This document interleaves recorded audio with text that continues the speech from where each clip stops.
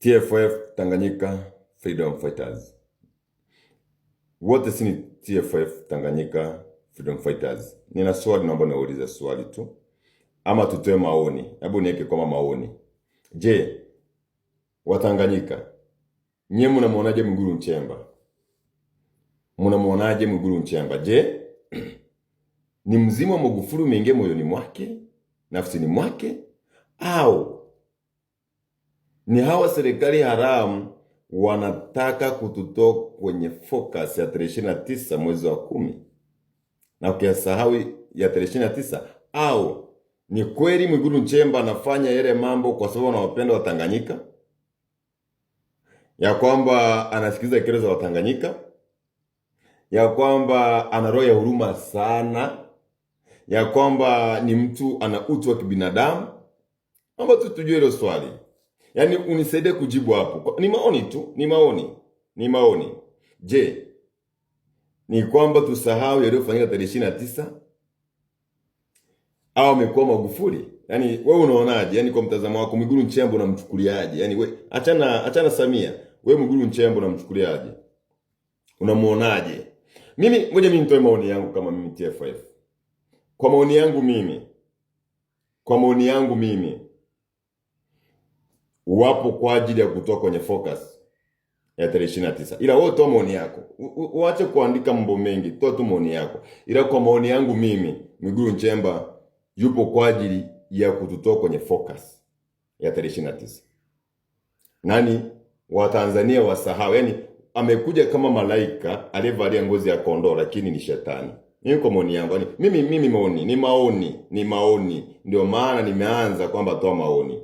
Kwa mtazamo wangu, kwa sababu kinachofanya nasema hivyo, ingekuwa ni watu ambao na utu na kuwajali Watanzania maskini ama wale wanyonge, basi sidhani kama wangetumia risasi za moto kuwaua vijana wanyonge wa kimaskini. Kwa sababu wengi walioandamana ni watoto wa kimaskini. Ni watoto ambao familia zao zina uwezo, walikuwa wanadai haki, wengine hawana ajira za kazi, wengine hawana kazi, wengine wamesoma wana ajira, wengine wana sheria ambao walikuwa wamesoma, wengine wamesomea walimu, lakini waliuawa tarehe 29. Kwa hivyo nadhani kama Mwigulu Nchemba angekuwa ni mtu ana utu na anawajali wa Tanzania, basi sidhani kama wangetumia risasi za moto.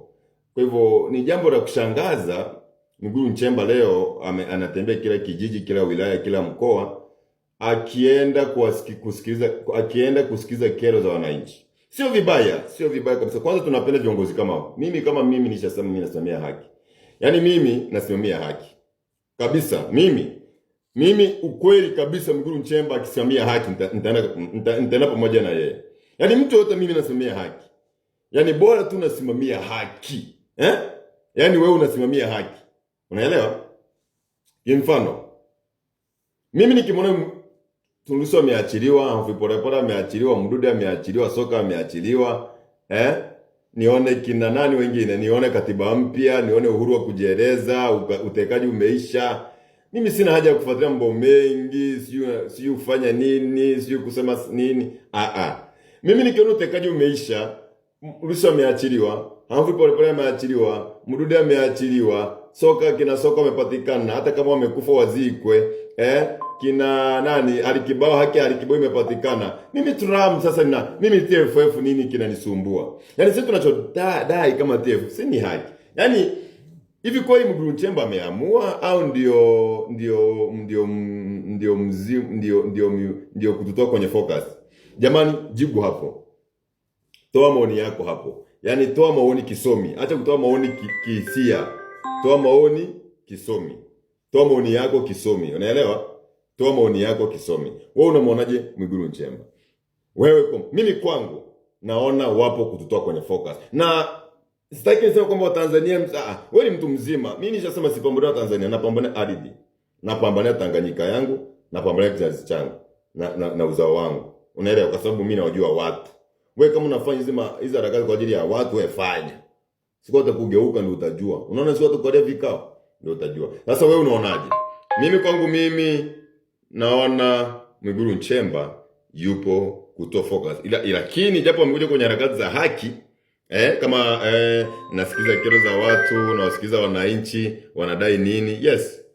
Lakini mimi ninachosema, haki ya kwanza, watu wote waliotekwa tarehe 29 waachiliwe. Hiyo ndio haki ya kwanza. Yaani haki ya kwanza, waliokufa, waliouawa tarehe 29, haki yao ipatikane. Polisi washtakiwe. Of course, polisi, unajua mimi kwa nini sipendi polisi? Na antazini, haki ya Mungu, polisi lazima wafe.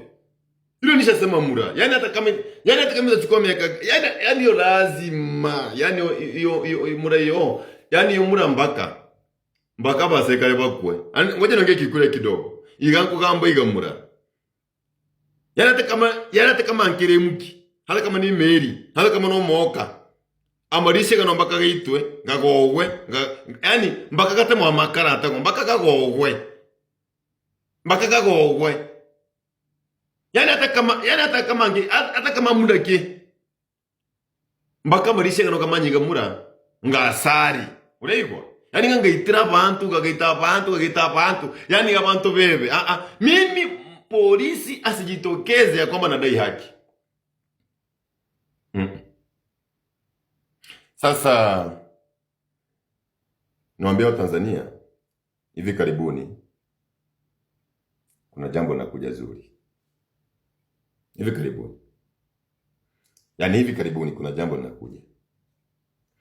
Hilo pigia mstari, wewe andika tu hivi karibuni. Sawa?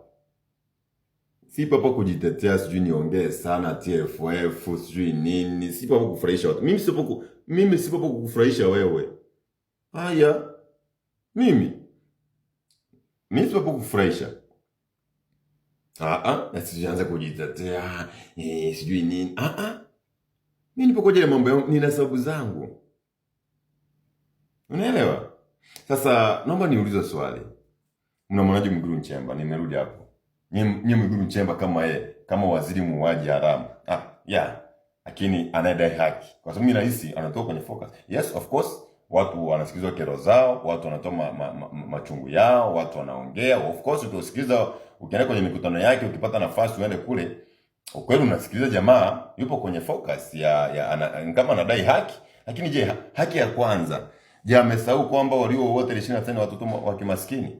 Hawa ambao wanaenda kusikiliza kero zao, unaona? Hawa wanaenda kusikiliza kero zao, wanasahau kwamba na watoto wa kimaskini wameenda walio wote 29.